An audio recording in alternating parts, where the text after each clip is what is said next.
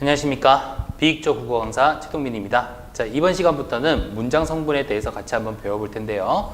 자, 이번 문장 성분을 배우기 전에 먼저 우리가 문장의 개념, 그 다음에 구, 절의 개념부터 먼저 정리를 하고 그런 다음에 본격적으로 문장 성분으로 한번 들어가 보도록 할게요. 자, 먼저 우리가 문장의 개념, 문장이란 과연 어떤 뜻을 가지고 있는지 선생님과 같이 한번 보도록 하겠습니다. 자, 먼저 문장의 개념은요. 자, 이 표현을 여러분들 좀 잘 보셔야 되는데 생각이나 감정을 완결된 내용으로, 그렇죠? 자, 문장의 핵심은 어디에 있냐면 완결되었다는 데 있어요. 그렇죠? 완결된 내용으로 표현하는 최소의 언어 양식을 우리는 문장이라고 이야기를 합니다. 그러니까 문장이 성립하기 위해서 우리가 꼭 필요한 요소가 있는데요. 문장이 성립하기 위해서 우리가 이제 뒤에서 배우겠지만 주어 그리고 서술어라고 하는 관계가 꼭 필요로 한다라고 하는 거 우리가 알아두셔야 돼요. 그러니까 쉽게 말하자면 주어로 시작을 해서 서술어로 완결이 되는 것을 우리는 뭐라고 한다? 문장이라고 이야기를 한다라고 하는 겁니다. 자, 그 다음에 문장의 특징 중에 하나가 뭐가 있냐면요. 의미상으로는 완결된 내용을 갖추고 문장이 뭐 했음을 나타낸다? 끝냈음을 나타내는 표지가 있습니다. 그러니까 간단하게 얘기하면 기호로서 우리가 표지가 있다라고 얘기를 할 수가 있거든요. 그러니까 기호라고 하는 거 뭐 마침표나 또는 뭐 느낌표나 물음표 이런 것들로 문장이 끝났음을 우리가 나타낼 수 있는 그런 것을 이야기한다라고 하는 겁니다. 자, 그러면 이 문장 말고 문장보다 조금 작은 개념인데요. 자, 어절이라고 하는 것은 무엇인지 좀 보도록 할게요. 자, 어절이라고 하는 것은 구보다는 작은 단위로서, 자, 여기 포인트입니다. 자, 어절은 뭐냐라고 하면 바로 띄어쓰는 단위다, 이렇게 우리가 볼 수 있죠. 그러니까 하나의 문장 속에 어절은 여러 가지가 있을 수가 있는데요. 여러분들이 어절의 개수를 세야 된다라고 하는 경우에는 띄어쓰기 단위다라고 생각을 하시면 되겠죠. 그래서 뭐 보통 이제 여러분들이 뭐 서술형 문제에서도 많이 나오는데 몇 어절로 쓰시오, 3어절로 쓰시오라고 하면 띄어쓰기의 덩어리가 3가지가 되는, 이렇게 되는 것을 어절이라고 이야기를 합니다. 잘 이해하셨나요? 자, 그러면 그 다음에는 이제 우리가 구와 절이라고 하는 것은 무엇인지 한번 알아보도록 할게요. 구와 절.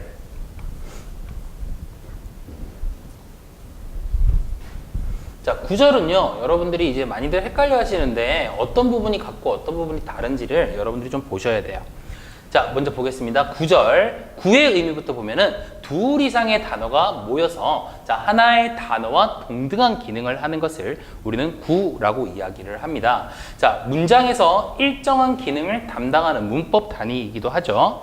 자, 그 다음에 절이라고 하는 것은 2개 이상의 어절이 모여서 하나의 문법 단위로서 기능을 한다라고 하는 겁니다. 그러니까 문장 안에서 어떤 구나 절은 하나의 문법 단위로서 역할을 하는데요. 그러니까 하나의 문법적인 어떤 기능을 해주는 그러한 요소들인데, 여러분들이 이제 가장 헷갈리는 게 뭐냐면 구와 절의 차이가 뭐냐라고 하는 것이 가장 헷갈리죠. 자, 절의 특징 중에서 보시면은 구와 절을 구분할 수 있는 가장 중요한 특징이 나옵니다. 그게 뭐냐라고 하면 절이라고 하는 것은 바로 주어, 서술어를 갖추고 있다라고 하는 것이 구와의 가장 큰 차이점이 아닐까라고 보실 수가 있는데요. 자, 이렇게 이야기를 하면 문장, 어절, 구, 절, 정확하게 아직 잘 모르겠어요. 그렇죠? 그렇다면은 이제부터 선생님이랑 예를 통해서 한번 구분해 보도록 하겠습니다. 자, 선생님이 하나의 문장을 한번 여기다 써봤네요. 우리 철수는 마음이 따뜻한 사람을 좋아한다 라고 하는 하나의 문장이 있는데요. 자, 이 문장에서 문장과 어절, 구, 절 이런 것들을 한번 나눠보도록 하겠습니다.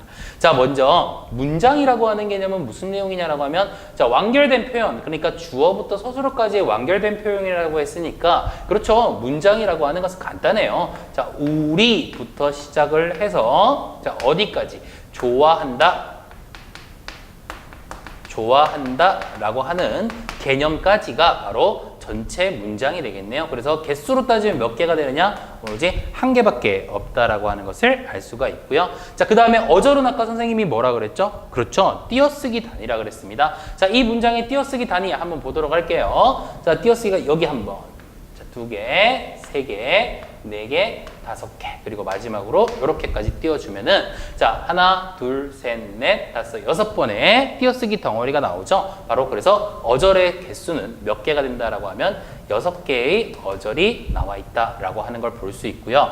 그 다음에 이제 구와 절 한번 구분해 보도록 하겠습니다. 아까 구와 절은 일단 공통점이 뭐죠? 그렇죠, 2개의 단어가 모여서 이루어진다는 게 공통점이고요. 구절의 차이점은 무엇이 있었죠? 맞습니다. 구는 문장의 형태가 되지 않지만 절은 문장의 형태가 된다라고 하는 것이 중요한 특징이라고 했었죠.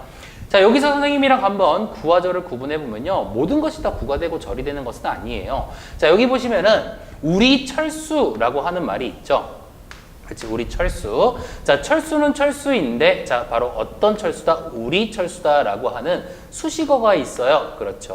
수식어와 피수식어가 있는데, 자, 이 부분이 바로 이 문장 내에서 무엇의 역할을 해주느냐? 주어의 역할을 해주는데, 주어의 역할을 해주는 것이 바로 두 단어 이상 모여 있습니다. 그래서 구에 해당하는 녀석은 바로 뭐가 되느냐? 우리 철수라고 하는 것이 구에 해당이 된다라고 하는 걸 여러분들이 아실 수 있죠. 물론 여기다 는도 붙여줘야 되겠죠. 그죠? 자, 그런데 우리 철수는 문장의 하나의 문장의 완결된 형태가 될 수가 없죠. 왜냐하면 주어 서술어의 관계가 형성이 되어 있지 않기 때문이죠. 자, 그렇다면은 이번엔 절에 해당하는 녀석은 어떤 녀석이 있느냐라고 하는 걸 볼 수 있는데요.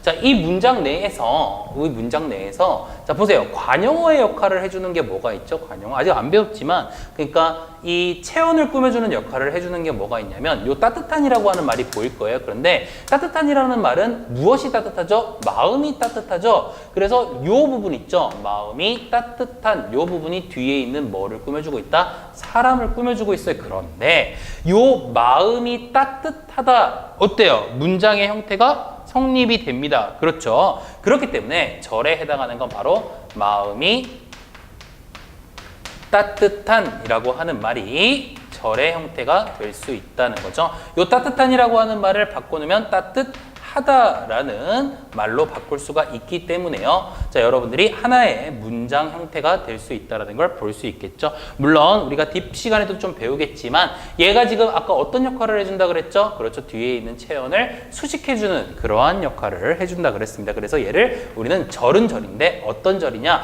체온을 꾸며주는 바로 관형절의 역할을 해준다라고 하는 것을 우리가 볼 수가 있겠네요. 그렇죠? 자, 선생님이랑 예문을 통해서 문장, 어절, 구절, 자, 이거를 한번 구분해 봤는데, 자, 일단 문장은 주어부터 서술어까지의 끝까지 상태가 되겠고요. 어절은 뭐라 그랬죠? 그렇죠. 띄어쓰기의 단위라고 이야기를 했습니다. 자, 구절은 두 단어 이상이 모여서 하나의 성분을 만들어주는 요소인데요. 자, 중요한 것은 구는 문장이 성립이 되지 않지만 절은 문장이 성립이 된다. 마음이 따뜻하다. 이런 식으로 문장이 성립된다라고 하는 중요한 특징을 배워봤습니다. 잘 이해하셨어요? 좋아요.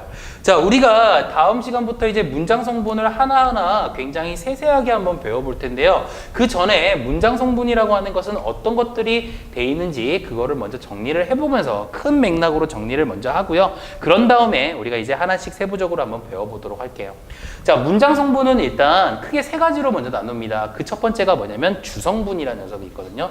문장 성분이라고 하는 말은 쉽게 말하면 문장을 이루는 성분이라는 말을 좀 더 쉽게 말해볼게요. 뭐라고 하냐면 구성 요소라고 생각하시면 됩니다. 그러니까 문장을 이루는 구성 요소에는 첫 번째가 뭐가 있냐면 주성분이라는 애가 있습니다. 주성분은 문장을 이루는데 골격이 되는 성분, 그러니까 골격이 된다라고 하는 말을 다른 말로 하면요, 굉장히 필수적이다. 그러니까 문장을 이룰 때 이것이 빠지면 안 되는 성분들이라고 생각을 하시면 되는 거예요. 무슨 말인지 아시겠죠?